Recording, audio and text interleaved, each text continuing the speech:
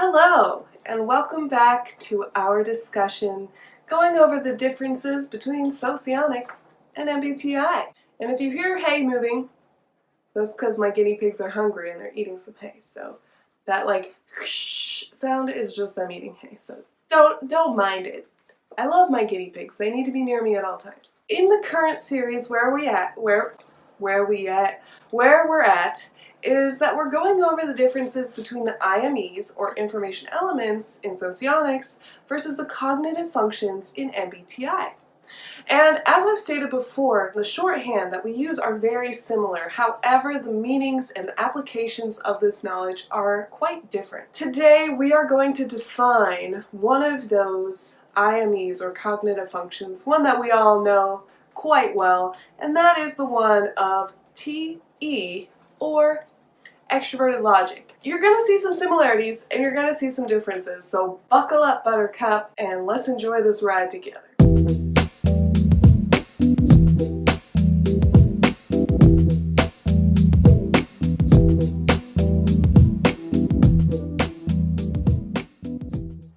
I'm going to start first with the IME, or the Socionics definition, as most of my viewers are much more comfortable with MBTI, but I will cover that in just a moment. Extroverted thinking goes by a few different names in Socionics. It goes by algorithmic logic, practical logic, or black logic. The reason that it's called black logic is that the symbol that they use to represent it is a black square that is filled in, whereas the introverted logic is a white square or a square that is not filled in. Three categories fit this function in Socionics. It is a rational function, it is an extroverted function, and it's a dynamic function. You can look up those terms on Wikisocion or any of the Socionics websites if you so choose. I'll link some stuff down below, especially where I found all this information from the video today. According to sociotype.com, they describe extroverted logic, or black logic, or algorithmic logic as an objective, factual function that takes information from the outside and thinks about how well it functions. So, for example, they're going to look at, say, a book, and they're going to ask questions like, does it open properly? Do the pages stick together? Does it lie flat when I put it on the table? Does my ink go through to the other page? Etc., etc. It's going to think, is it functioning for the purpose that it's intended? Are there things that are making it inefficient? Are there things that don't work about it?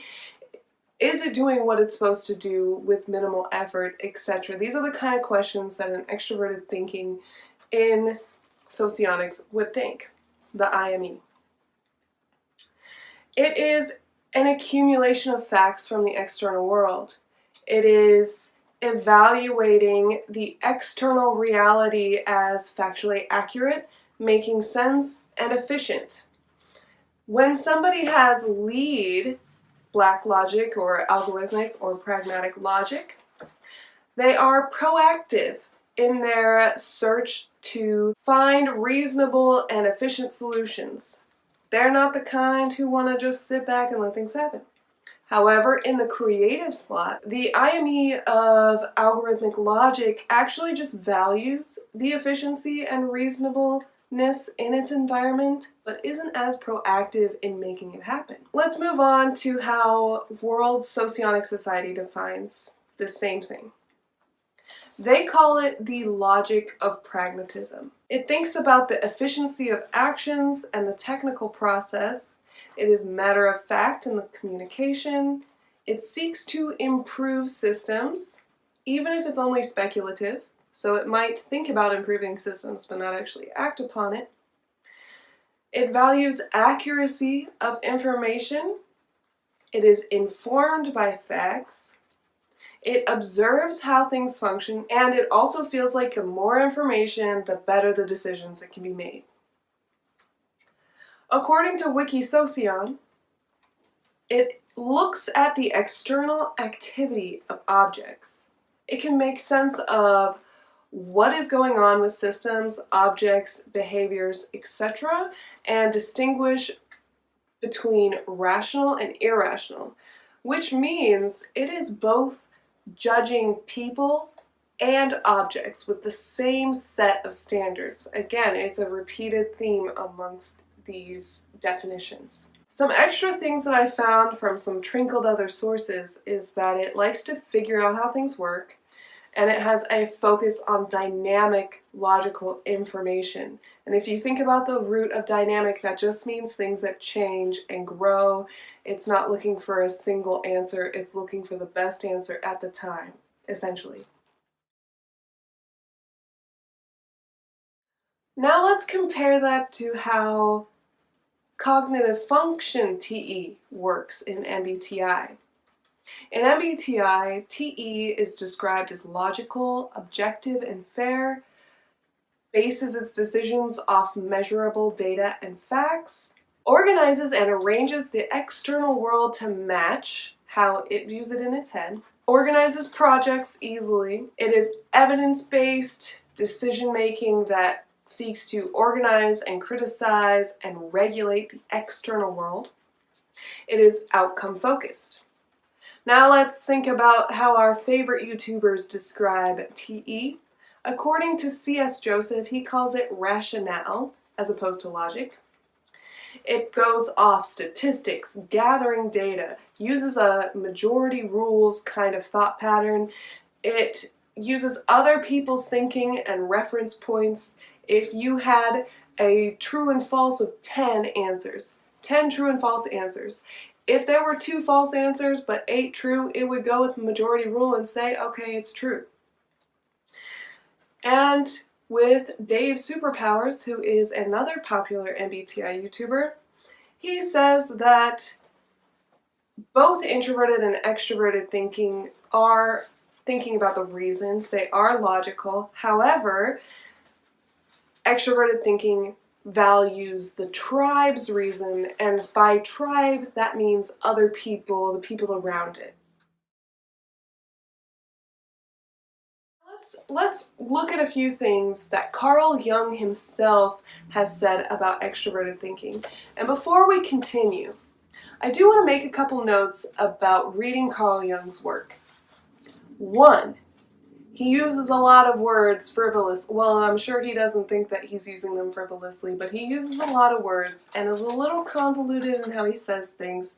There's a lot of room for interpretation the way that he says things. They're not very direct, they're not very clear, which, if the theories are correct that he's an INFJ in MBTI or an IEI in Socionics, it would make sense because in both systems they would call his TE his blind spot. So that's food for thought.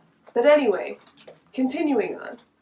The guy with weak extroverted thinking is going to describe to us what extroverted thinking is. Let's go. So what he says about extroverted thinking is that objective conditions form the standard for this judgment process. Carl Jung calls extroverted thinking a synthetic judgment as it constructs and is always advancing beyond the analysis to form a new combination.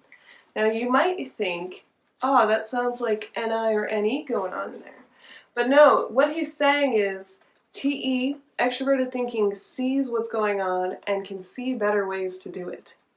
If you think about, even an MBTI, for example, an ESTJ and an ENTJ, they're always trying to improve systems.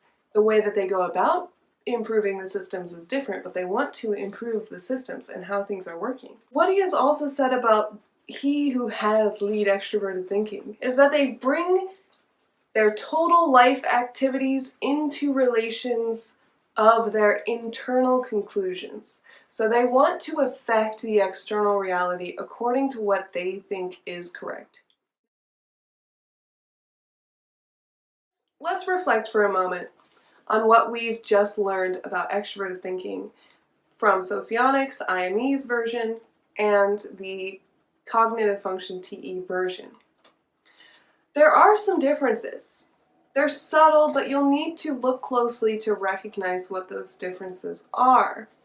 And as we get further along, you'll start to see how Socionics uses the ordering to change the definitions even further of how the different IMEs work. Now it is up to you to decide which ones you think are more accurate, and I implore you to take a moment and read what Carl Jung himself has said about extroverted thinking, compare that to these different definitions, and decide for yourself which system has a better definition. I'll link down below a great way to read Carl Jung's work so that you can have a direct link to it. And I think it's important that we constantly make the comparison between the different definitions and Carl Jung himself, as we're all claiming to be based off Carl Jung's system. We're all pretending to base our systems off Carl Jung's philosophy about the different pieces of cognition. So it's important that we constantly bring the conversation back to what has he said. Now you'll also note that I shorthanded my own notes of what he said, so in a way you're hearing my interpretation of what he said. I did try to take some exact quotes, but perhaps when you were reading his section, you would take different quotes to heart. You would think different parts stand out, different parts are important. So this is where your critical thinking is really important. I can't tell you what to believe. I can't tell you what connections and comparisons I make. That is for you to decide. I do believe there are similarities and differences, and I would like to hear what you think those are down in the comment section below. I would like the comment section to be a place of discourse and conversation for how everyone is interpreting these different things. Today I was talking to somebody who has been studying socionics, I believe she said about 12 years. And even she has other people in the socionics community who disagree with her. And so the thing is, we're all going to interpret the words differently. No matter how many ways you say the same thing, it's going to be interpreted differently, as we all have our own phaneron. And what a phaneron is our own worldview, how we view things, and our own set of circumstances that have led us to the place where we are now. I'm going to end it with that. Today we have just concluded our understanding and dive into the difference between extroverted thinking as an IME in socionics and a cognitive function in MBTI. What cognitive function or IME would you like to hear about next? I'm kind of choosing them at random based off which are most interesting to me at the time. TE just happened to be the most interesting to me today, so we'll see where we continue on. But I want to thank you guys so much for watching, and I hope you have a beautiful, amazing, wonderful, fantastic day. Bye!